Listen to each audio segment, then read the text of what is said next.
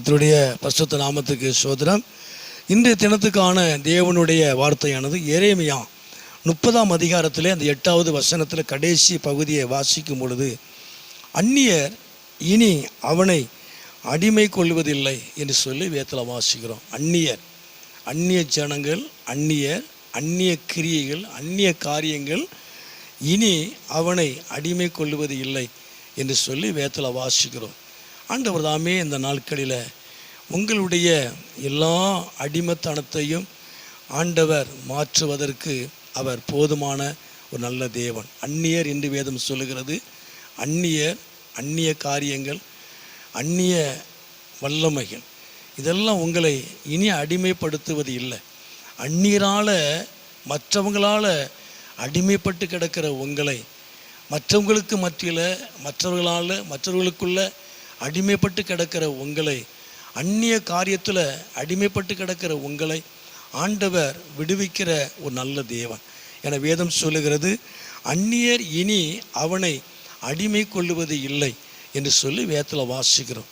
ஆண்டவர் தாமே இந்த நாட்களில் அந்நியரால், அந்நிய காரியத்தினால இந்த நாட்களே அடிமைப்பட்டு கிடக்கிற உங்களை ஆண்டவர் நிச்சயமாய் விடுவிப்பார்.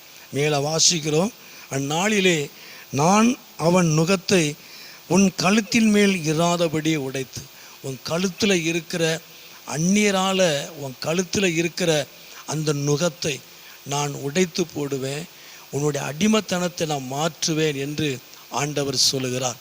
ஆண்டவர் தாமே இந்த நாட்களில் உங்களுடைய எல்லா அடிமைத்தனங்களையும் கர்த்தர் மாற்றுவார்.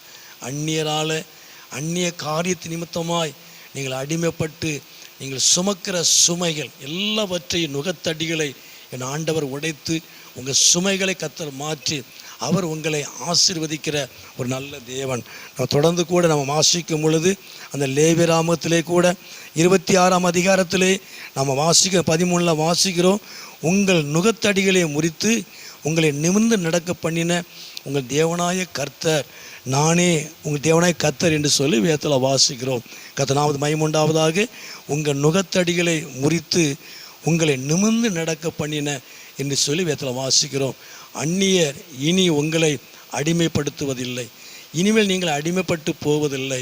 உங்களை அடிமைப்படுத்தப்படுகிற, உங்களை அடிமையாக்கி வைத்திருக்கிற எல்லா விதமான சுமைகள், நுகத்தடிகளை என் தேவன் தாமே முறித்து போடுகிறவராக, முறித்து போடுகிறது மாத்திரமல்ல, அவர் உங்களை நிமிர்ந்து நடக்க பண்ணுகிற ஒரு நல்ல தேவன்.